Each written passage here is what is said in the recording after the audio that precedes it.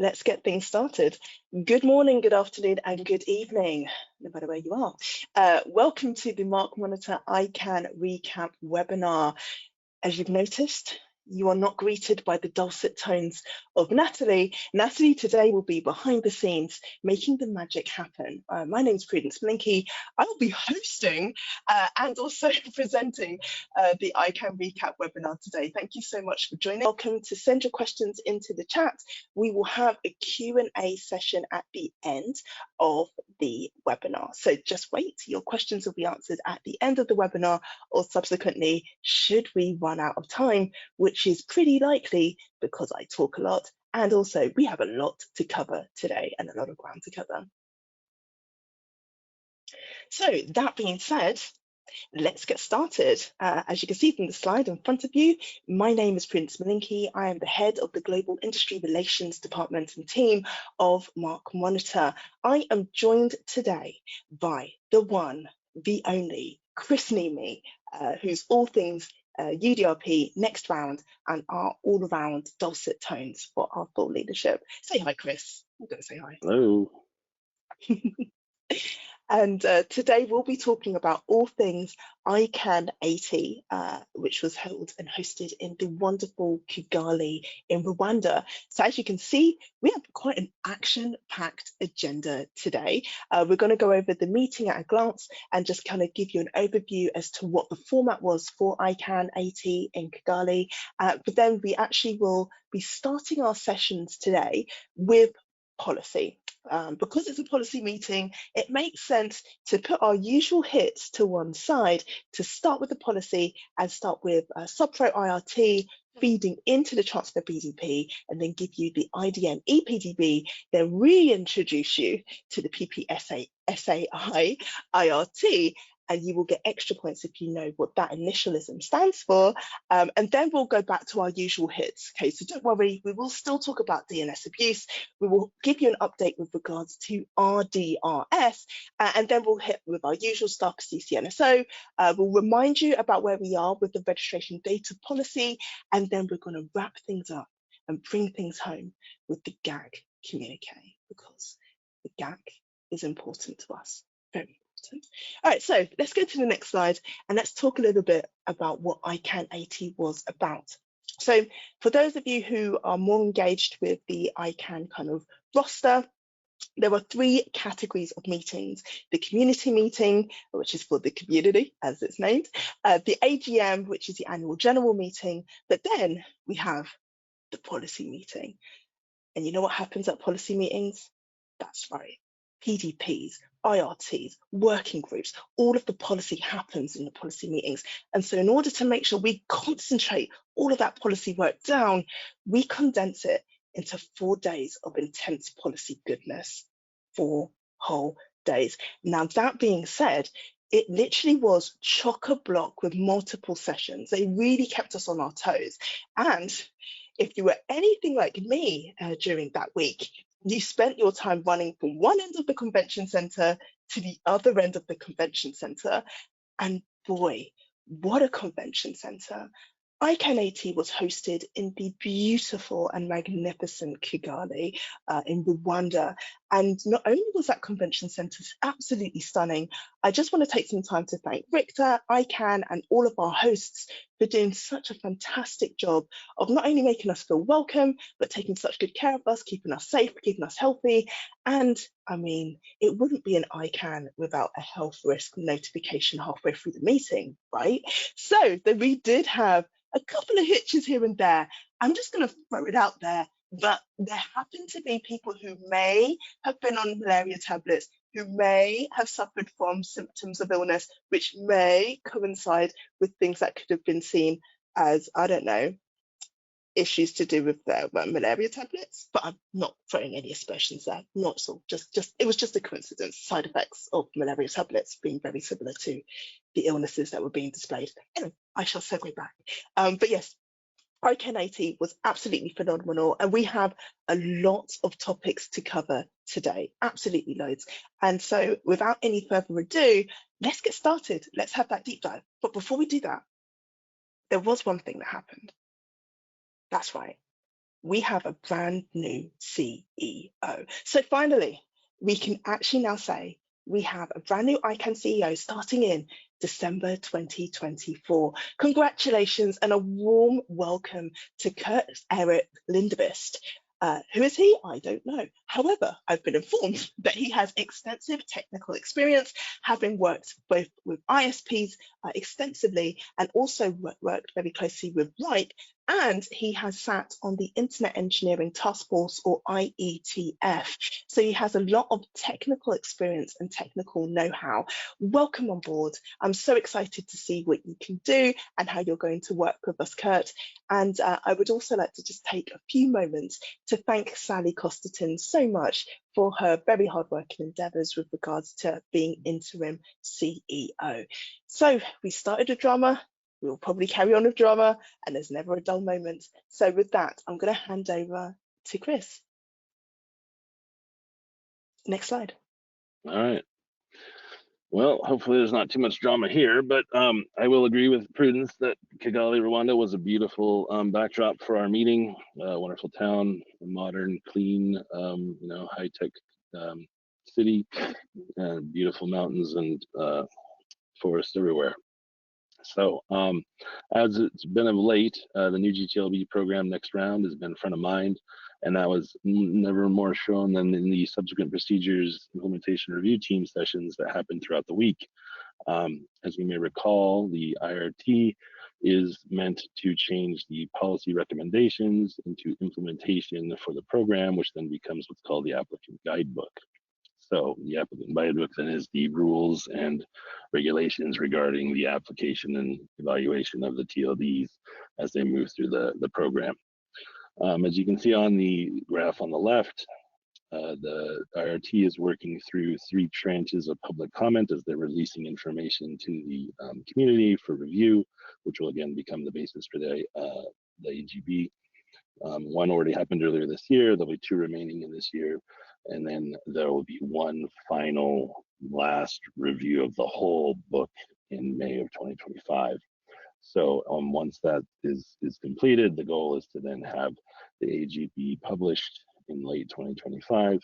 And if that happens, we will then stay with the timeline that is projected on the right side of the slide there in the purple in the upper corner, where there will be a GTLD application window that opens in April of 2026 and then closes 12 to 15 weeks later. So all the signs are leading to yes, the green status for the project management is continuing. So we're on track. So I think that's a great sign. Next slide.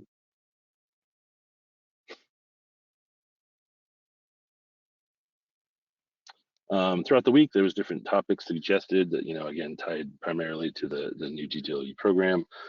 For instance, for all you armchair economists out there, you would have been really excited by the application fees and sessions, economic theory, cost accounting, inflation, all the bells and whistles. It was real exciting stuff. I'm sure your economics professor would be proud if you could sit in on that one.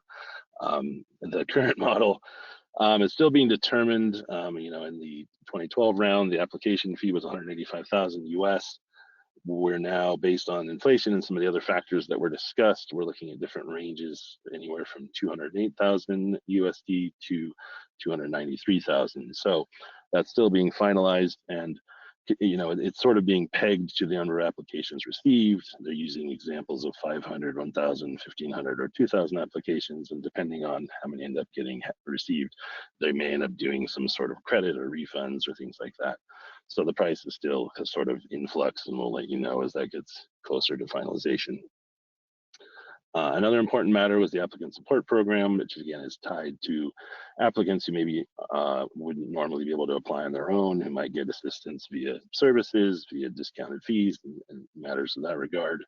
One particular area that's important is in regard to auctions. So if a ASP's applicant gets in a contention sent for a TLD with another applicant, there's an idea that the ASP applicant should get some sort of assistance with their auctions, and this is either this bid credit or bid multiplier notion. So either some arbitrary amount of increase that would be added to their auction, or some arbitrary percentage of increase that could be amounted to their auction. So, and that would be implemented across the whole ASP program. So that's still being determined. The GAC has some opinions on that, as well as other people in the community. So we'll continue to watch that. Next slide. Other matters of note, discussions around application queuing in the 2012 round. Applications, a lottery was held and they were randomized ordering of how the applications are processed. For various reasons, ICANN wants to stay away from that, as there's certain, legal issues around lotteries. So they're currently moving to an idea, potentially one that was suggested, was simply just arbitrarily picking like an alphabetical letter and starting with, say, all the G applications and having them processed. So we'll continue to monitor that and see what the end point on that is. In the 2012 round, things took so long that over time, actual changes to the round and its processes occurred as the round was active. So there's continued edits to this notion of this predictability framework, where how the various parties like the GNSO Council, ICANN.org, and others interact. They're continuing to work on how some of those relationships and timeframes should occur. And then lastly, there's the idea that applications should be assessed in rounds. ICANN is still moving forward with that notion that there was like a 2012 round, they'll ideally be this 2026 round. And then if there's another future round, we'll just continue in these sort of offset round idea. There's no notion of like a steady state active period where just anybody can apply at any time. One related matter that was quite important referred to the public interest commitments and registry voluntary commitments idea. On the June 8th, which was right before the conference started, ICANN's board passed some resolutions, and one of which was the next round registry agreements should not include any RVCs or other commitments that restrict content in GTLDs. So ICANN has confirmed in the past that it was not interested in being content policed, and it sort of verified that by passing this resolution. So we'll talk a little more about that in relation to the GAC later. Next slide. Next round on the brain, anyway. And we're off to Prudence. I love that. Next round.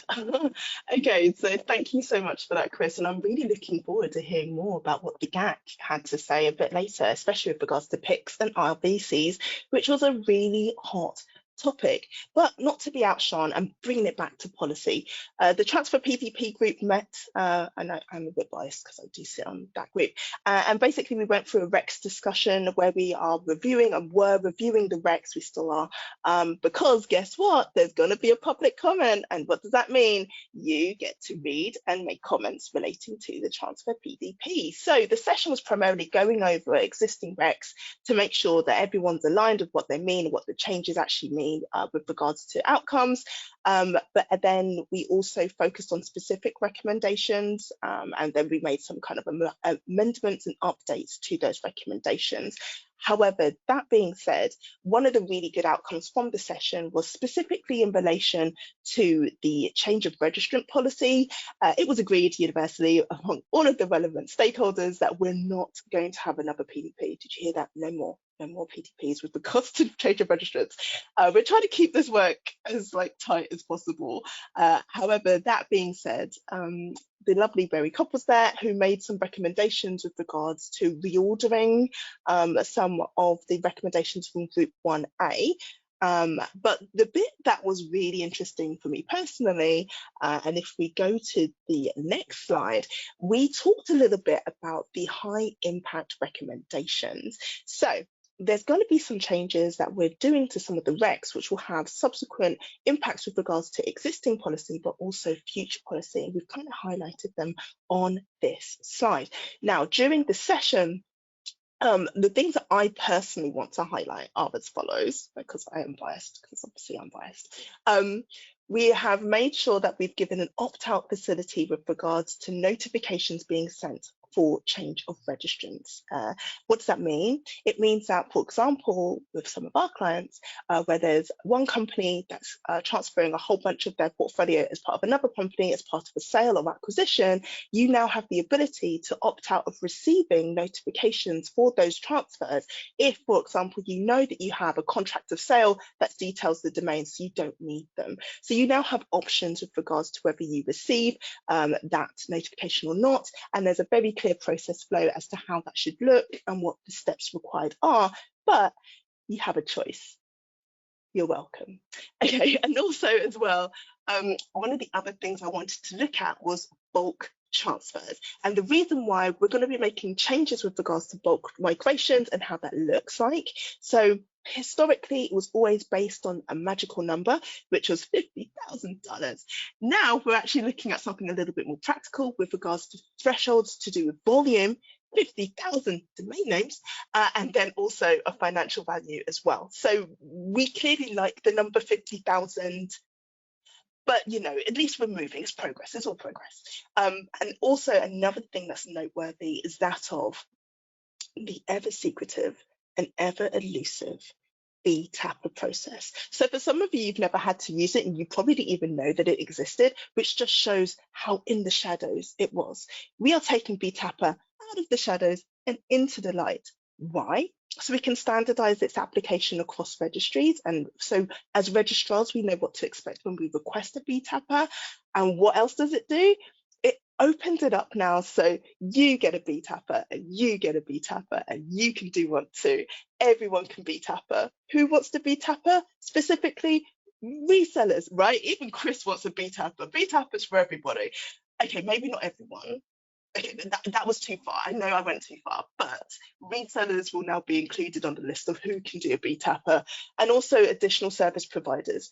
Historically, BTAPAs were processes that were really enshrouded in mystery, cloaks, daggers, potential sacrifices. Now they're kind of being a little bit more standardized and a little bit more transparent, which is more useful and helpful for all people engaged and involved. So that's something that I wanted to flag and bring to your attention. Another thing that I just wanted to kind of bring it home to is this. I know with this specific PDP, I know there's a lot of people that have feelings or thoughts as to how productive it's been, or how, you know, why is everyone taking so long and what are they actually achieving? I wanted to shed some light on some of the granular work that goes in behind the scenes with the PDP and just show how process-driven and detail-orientated this group is. And I wanted to show you quite possibly a work of art on the next slide. What you're going to be looking at here is the work streams with regards to the transfer process flow. Look at that. Look at that. Now, I can take absolutely no credit for any of this because frankly, I look at this and get a mild migraine. However, that being said, I really want to take some time to thank ICANN staff and the other geniuses to actually creating something that is a very clear process guide as to what the transfers look like. And I wanted to bring it home and show you guys that this is the stuff and this is the level of granular detail that goes on behind the scenes when we are doing this stuff. So there is work. There is definite work. It's not just us going hi ho, hi ho. It's after work we go, we do stuff. And the ICANN staff do incredible work of making the stuff look incredible and making us look really, really smart. So that's great. And I just wanted to kind of bring that home and show you that. However, you know, let's move on to the next topic. And I want to make sure that we're talking about all things IDN PDP. So let's go to the next slide. Chris, it's all yours. All right. So this is the internationalized domain name expedited policy development process, because ICANN loves acronyms. You know, one of the main aims of the new GTLD program is to give access to, you know, the next billion users of the internet across the world. So one of the main ways of doing that is giving access to domains that are in languages outside of, you know, English or ASCII related scripts. So this area is a, you know, it's a small technical area, but it's very important, and that's tied to, you know, issues around variants of domain names, you know, using different languages and different scripts. And things like that. So this particular area, they're currently working through the phase 2 initial report. They were public comment just recently closed, and now they've received the public comments and are working through, issues that have been provided by the community. The group is currently going to analyze those comments. Part of the meeting in Kigali was to categorize comments into substantive and non-substantive comments, and then they're going to work through that process over the next few months with the goal of providing or submitting the phase 2 final report to the GNSO Council in October. Again, this is an important thing because it is an actual required dependency in the next round policy implementation plan. So, this is an important hurdle that needs to be passed in order for us to continue to move to the next round. Next slide. Oh, it's back to me and all things PPSAI IRT. Now, remember, earlier on, I asked if anyone knows, without looking at the slide, don't cheat. Anyone knows what this initialism stands for, you get extra points. So I'm guessing no one does, maybe one or two. Too late, you don't get the points. Anyway, I'll explain a little bit more. This is one of those wonderful circumstances where we have a boomerang implementation review come back and be restarted. So this is not new. And the one thing you need to take away from the slide is that this is not going to be creating new policy. This was a set of recommendations that were halted before being implemented in order to allow the magical gifts such as GDPR and also the registration data policy to be implemented to then create a new landscape and then figure out how to implement. So we are now at the implementation phase for the PPSAI, and we had the first meeting or first collaborative session for everybody to get together. And this group is quite a lively bunch. We've got over 50 members already so far. Now, I know you're going to be asking, what does PPSAI stand for? What does it mean? Here we go. Take a breath. Don't get it wrong. Privacy Proxy Services Accreditation Implementation IRT, right? Well, maybe even Implementation Review Team, maybe that. So essentially, this is to do with privacy proxy services and their accreditation processes. And now we've had to re-implement it and restart this in light of changes to do with GDPR and in light of changes to do with registration data processes. But if we go to the next slide, during that opening session, we went through the implementation steps. And as the previous slide said, this is being led by the wonderful Dennis Chang, and we've got literally all parts and constituencies represented in the group. Now, if anything I've said so far about privacy proxy services, implementation, GDPR, if this is floating your boat, I'm not judging you. Here's what I will say. You can actually just become an observer of this group and just watch. If you like to watch, if watching is the type of thing you like to do, again, no judgment. You have every opportunity to watch and observe this group. And also as well, as you can see here, from the steps, you can see there's going to be a public comment at some point. So you can engage in that way as well if you have thoughts and feelings, which I'm pretty sure you will do because it's perfectly natural and healthy to do so. But as you can see, we've got 6 steps here. Nothing ever works that way. Nothing's that smooth. We aim to have it done as smoothly as these 6 steps outline, but with a group as diverse and as exciting, we're going to have lots of lively discussions. One of the things I wanted to reiterate is that this group has a lot of the original members from the 2016 IRT. We're talking like pre-pandemic. We have like an entire pandemic in between when we suspended and restarted this IRT group. So we've got a lot of knowledge in the room. We've got a lot of newbies, myself included, in the room, and a lot of people who are really dedicated to seeing what happens next with how we implement this. The types of things that will be explored with this group are things such as definition, what is a privacy service, what is a proxy service, what is an LEA, what is a law enforcement agency, what does that mean? And also looking at processes to do with like the de-accreditation of a privacy proxy service provider. What does that look like? What does that mean afterwards? What are the consequences of being de-accredited? Pondering and the pontification of such questions is just part of the job of the review team. But as I've mentioned to you before, they're not creating new policy. I just wanted to kind of really make sure that we drive that home. So if we go to the next slide, we'll have a little bit look at the threshold questions.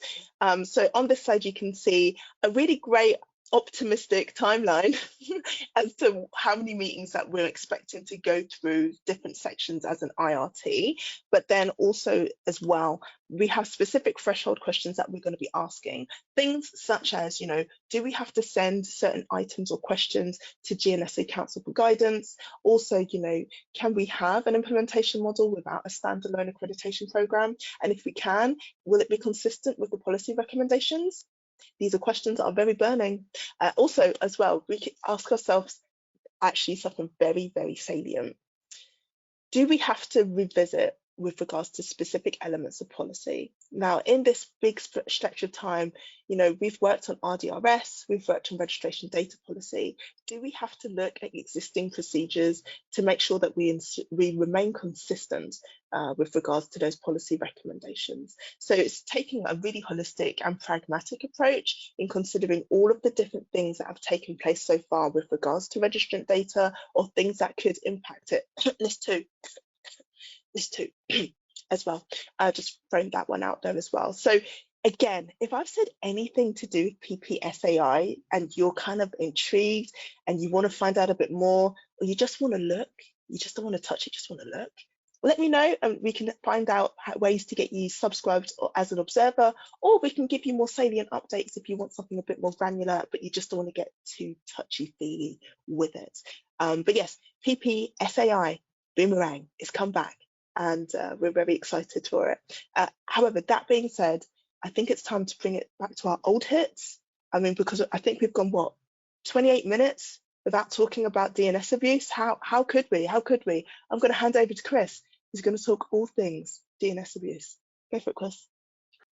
All right. I was going to say, I'll date myself and say, Casey Kasem. Now, let's get back to the countdown. Anyway, DNS abuse, yes, is the word of the day. It continues to be a hot topic for the last 6 to 9 to 12 months or more. And this meeting was no different. I guess the new information is since the prior meeting in San Juan on April 5th, the actual DNS amendments became live in the registry agreement and the registrar accreditation agreement. So the amendments that defined DNS abuse as malware, botnets, phishing, farming, and spam in the service of delivering any of those 4 DNS abuse items went into play. And since then, there have been 40 different ICANN compliance investigations, 38 with registrars and 2 with registries.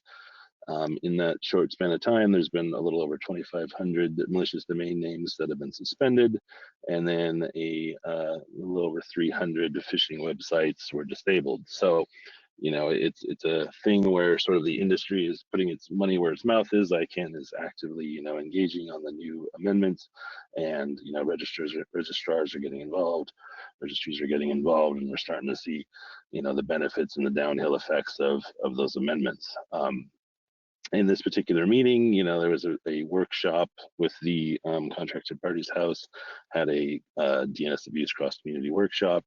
In that, there was some discussion of kind of like the anatomy of the DNS abuse report, how it should look, what should be included, I think information sharing is sort of the coin of the realm at the moment. Of folks are trying to, convey what will best work to get people to, best utilize and implement these reports.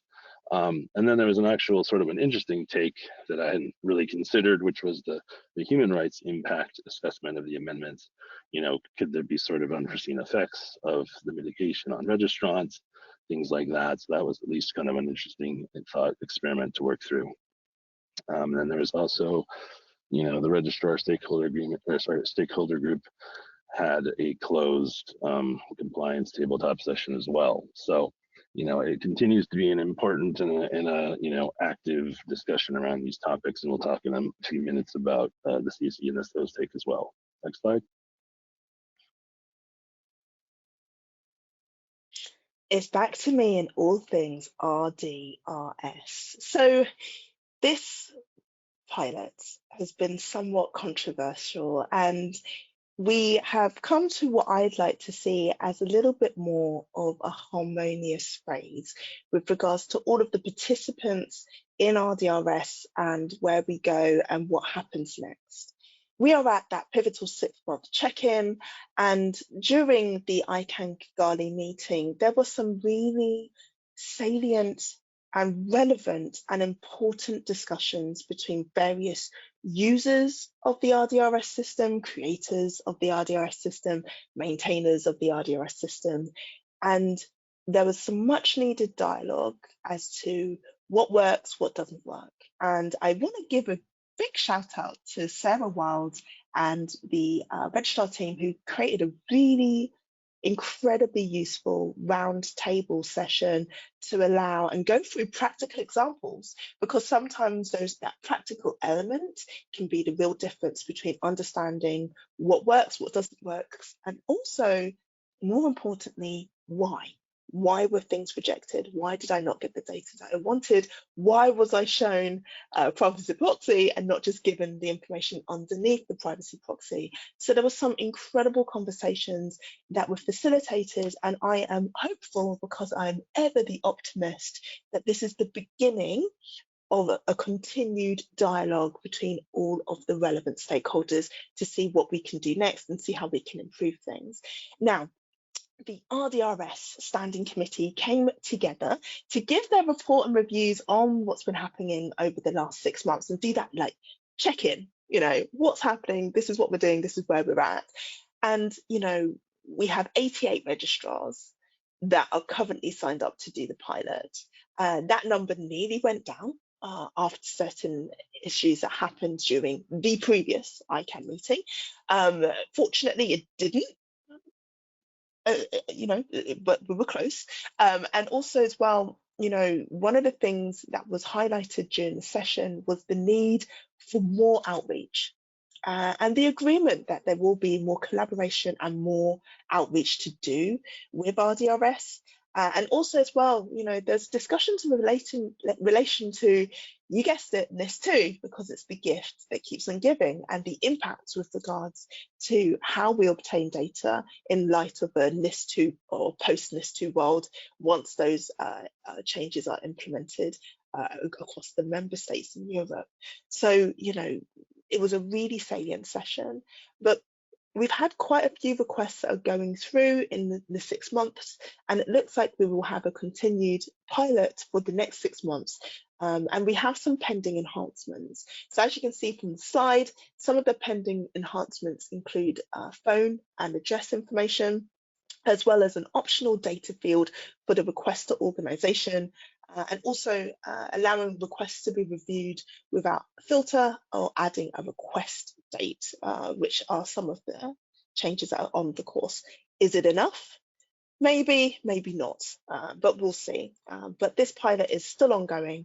And again, if you are, for whatever reason, and I'm not judging you, a registrar that is on our session today and you are not signed to RDRS, I would strongly urge you to engage and participate and to give your feedback as well, because again, we need as much data as possible to understand what we need in order to create a new SAD type system, because, and let's throw it out there, in the hypothetical world where RDRS is decided we don't have that, you'll be facing a myriad of multiple different systems in order to access registrant data. The whole point of this system was to standardize the initial process flow as to how you make your requests to make the user experience easier, rather than you having to use multiple different systems. Imagine if you're doing research on like 7 different registrars, that's 7 different systems, 7 different request types.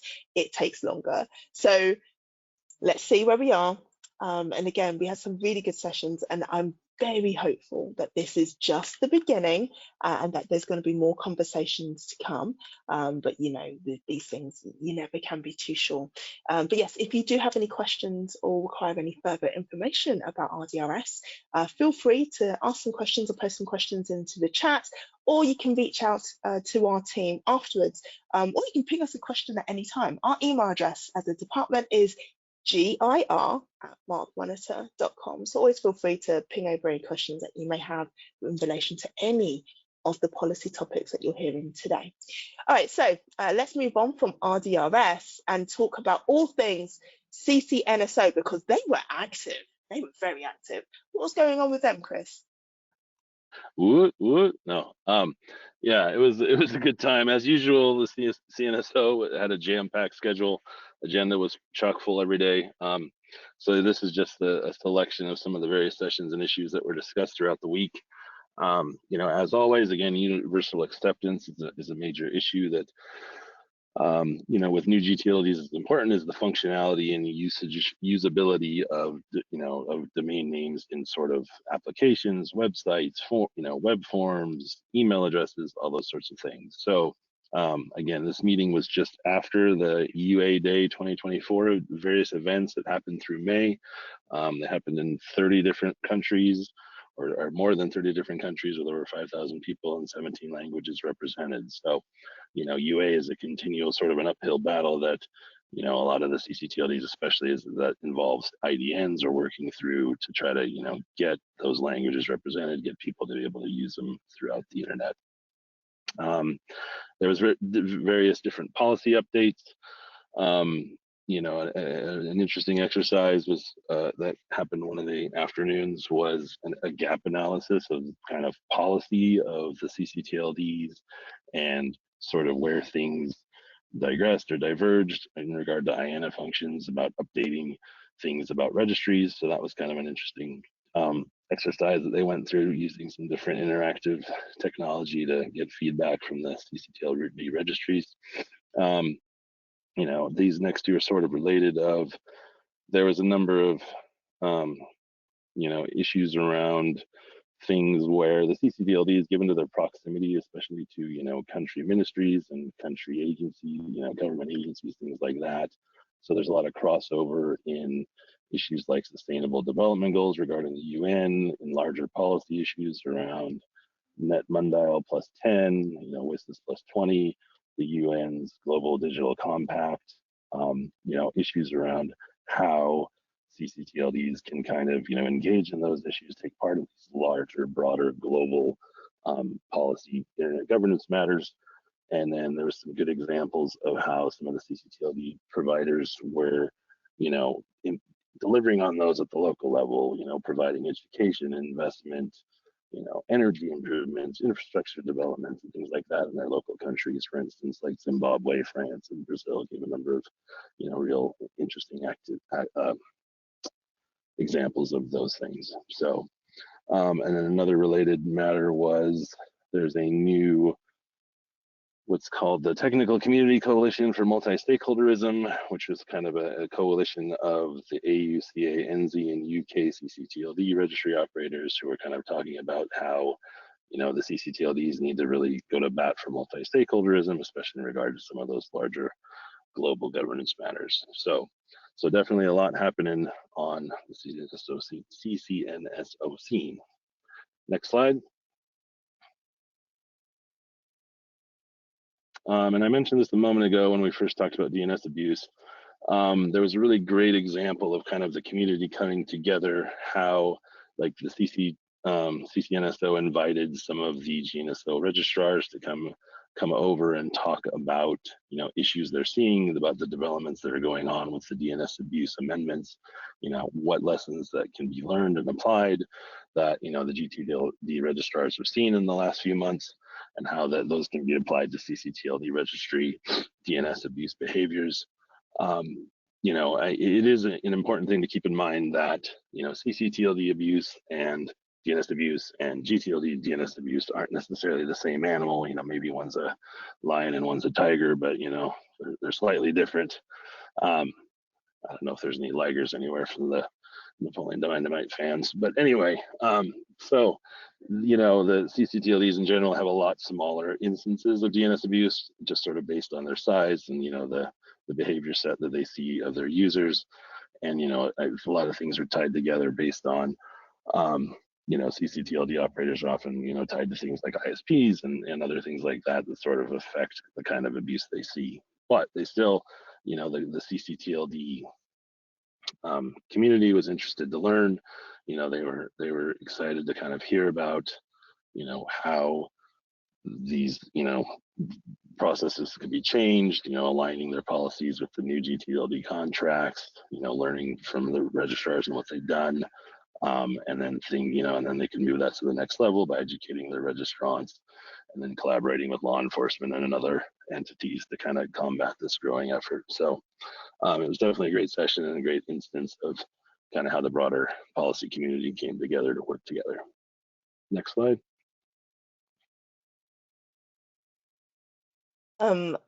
Thank you so much, Chris.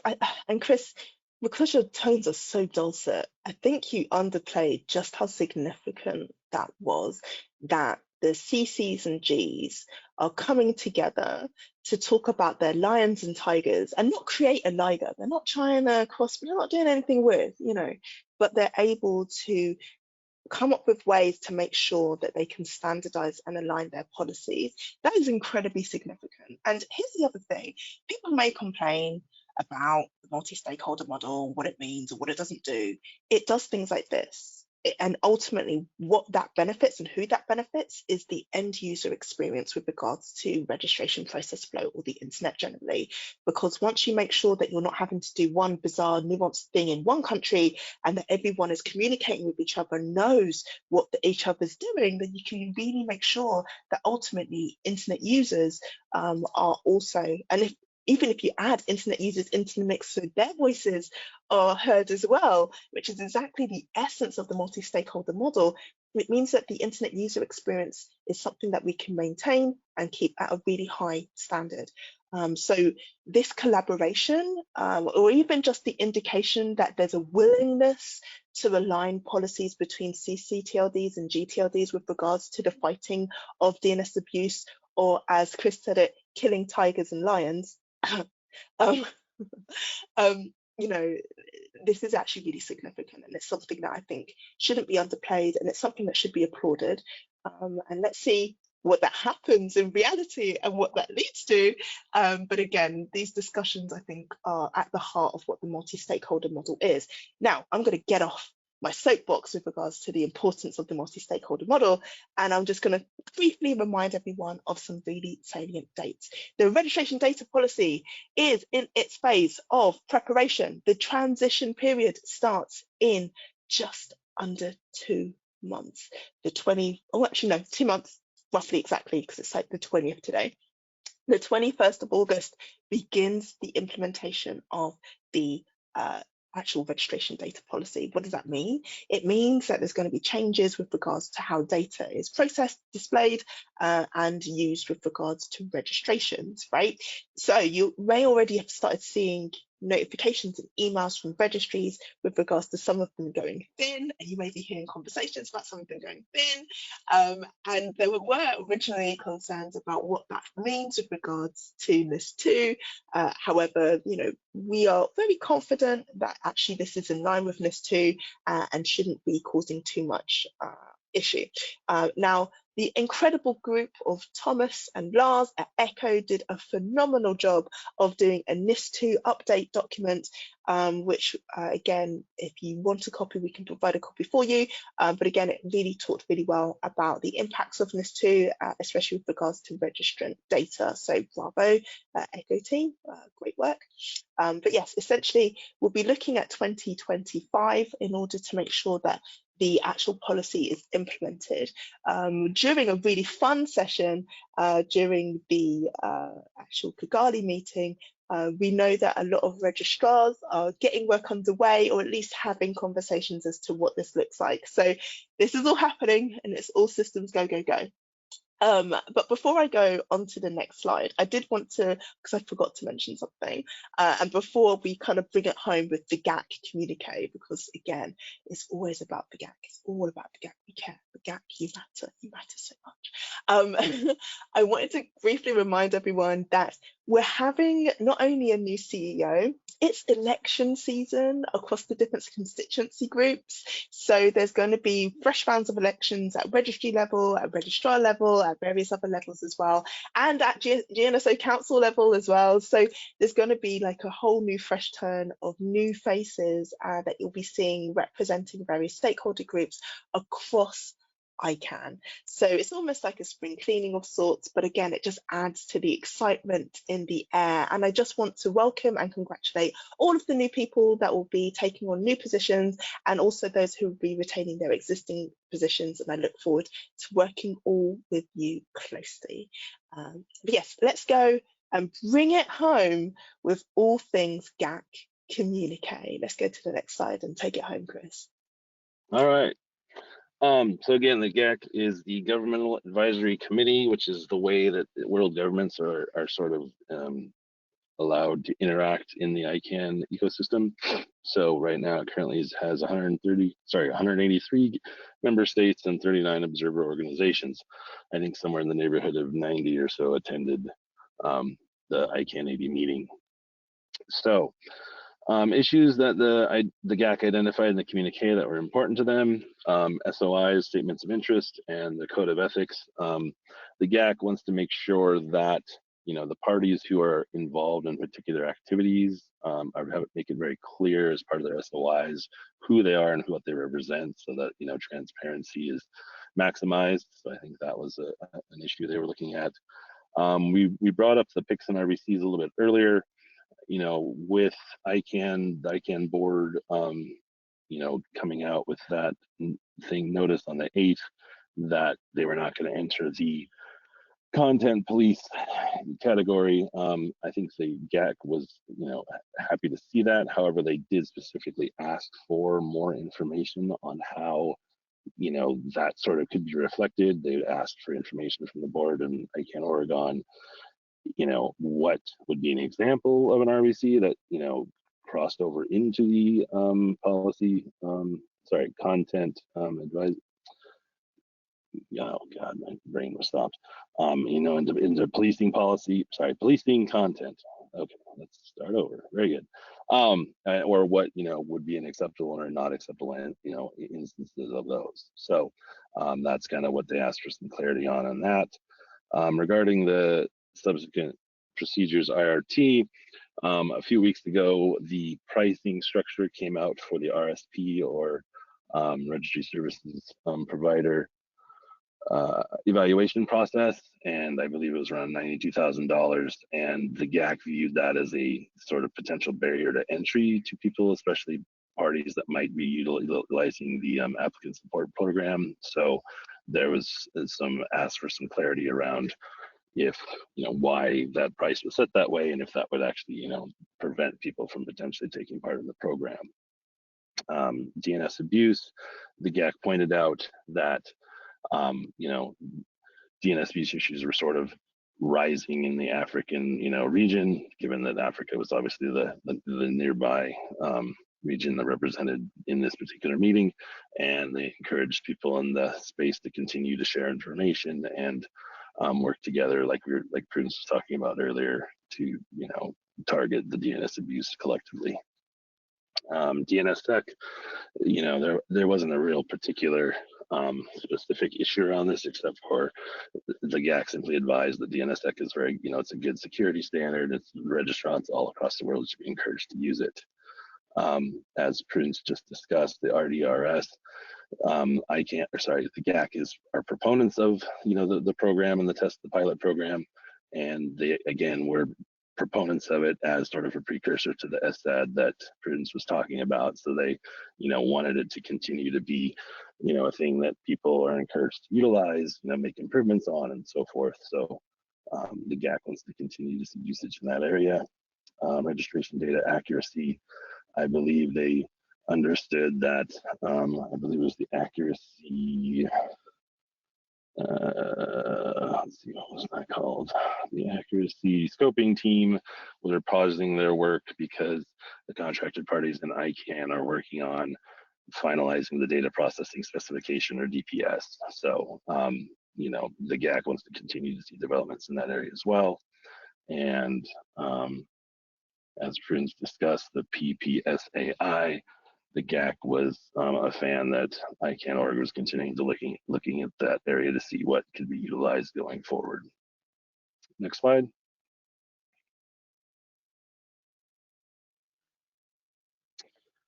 So yes, these were the primary areas that the GAC really had this distinct, direction on. Again, regarding the applicant support program, because they want to make sure that underrepresented and parts of the community are need to be represented in the next round. So one of the issues that they had provided distinct advice on was that people who applied in the ASP round were not necessarily like approved in order, but they were all going to be held to the very end so that it could all be sort of released at once, so that no particular advantage would be given to any particular party who applied earlier or disadvantage to someone who applied later. So they were seeing, again, that as more of a quality issue around the ASP. Again, they view the ASP as a very positive development, and we're volunteering to sort of take part in the evaluation process if needed. And again, speaking to that RSP notion, people, the GAC wanted to potentially, have the ASP sort of reflect on this notion that applicants could potentially expand themselves into providing back-end registry operator services, and have that included as part of the ASP program. And they were seeking, again, to have sort of broader results and provide input into the engagement and outreach plan regarding the ASP that ICANN's marketing and press group was discussing in the meeting. The auction issues that they're getting at is the GAC is very anti-private auctions to resolve contention sets. They believe that's not a fair or appropriate means of breaking contention sets. And they then wanted to continue to involve the community in discussions around best ways of resolving contention sets and finding alternatives to auctions of last resort. Again, those board resolutions from June 8th, ICANN sort of acknowledged that it wasn't sure. The ICANN board basically stated that they weren't sure if they were going to be able to meet the GAC's requirement in that regard. So they've actually now instituted a specific part of the ICANN bylaws where they need to enter some specific consulting and some alternate steps. And so that'll actually begin in order to move through this process. So more to come on that. Next slide. I think that's it.